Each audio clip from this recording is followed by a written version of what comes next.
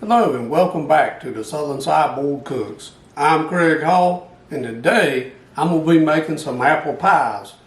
2 apple pies, neither one of them with apples. Yep, this is mock apple pie. Now, you may be wondering why you want to cook an apple pie with no apples. Well, back in the Great Depression, apples were a hard thing to come by at times, and people had to get creative. Also, some people is allergic to apples, and I didn't know that. But today, I'm going to cook them 2 different ways. I'm going to cook one using grated lemon zest and real lemon juice, and the other one is going to be with just lemon juice in a bottle and a frozen pie crust, and this one is going to have crust that's been rolled out. That's right. But I didn't make them myself. I bought them from the supermarket. So come on in here close and let's get started. In each one of these boilers, I'm putting 1.5 cups of water, 1 3/4 cups of sugar, and 2 tablespoons of cream of tartar. I'm going to let it come to a boil, and then I'm going to reduce it to a simmer and let it go for 15 minutes.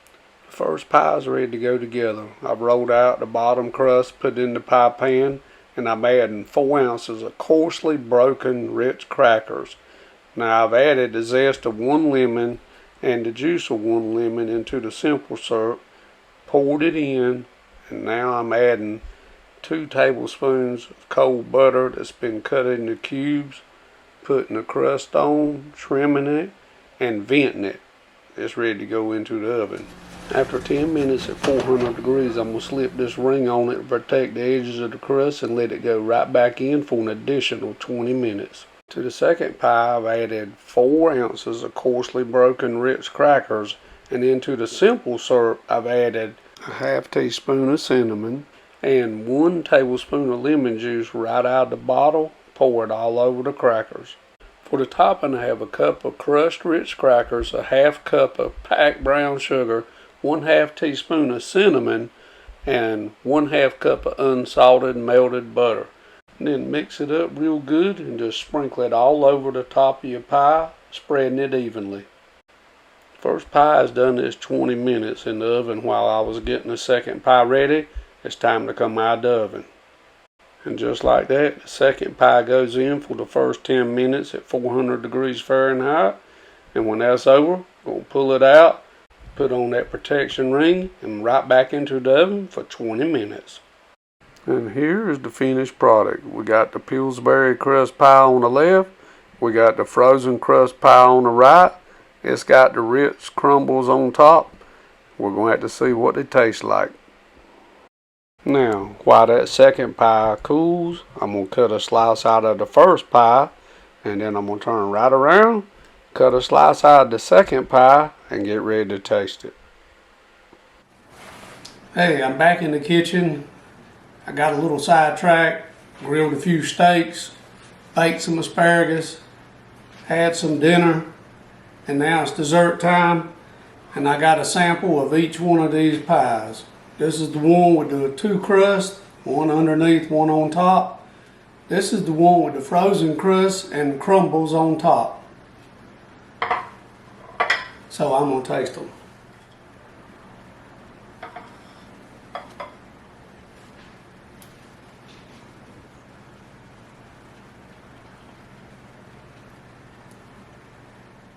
Well, that tastes just like apple pie with no chunks of apples in it.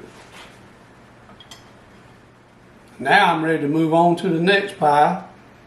This is the frozen crust and the one that I made the mixture, the crumbles, and put on top.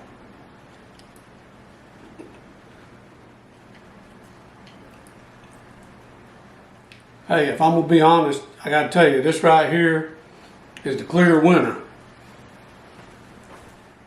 Made out of Ritz crackers, brown sugar, butter. Hey, that's good stuff right there. Alright, I made one of each. This is the winner. If you're going to make a mock pie for somebody you know that's allergic to apples, do it with the frozen crust and use the Ritz and make that crumbly topping. That's the way to go. If you like what we're doing here at the Southern Sideboard Cooks, subscribe to my channel and ring that bell so you know every time that I put out a new video. And I'll see you next time. Take care.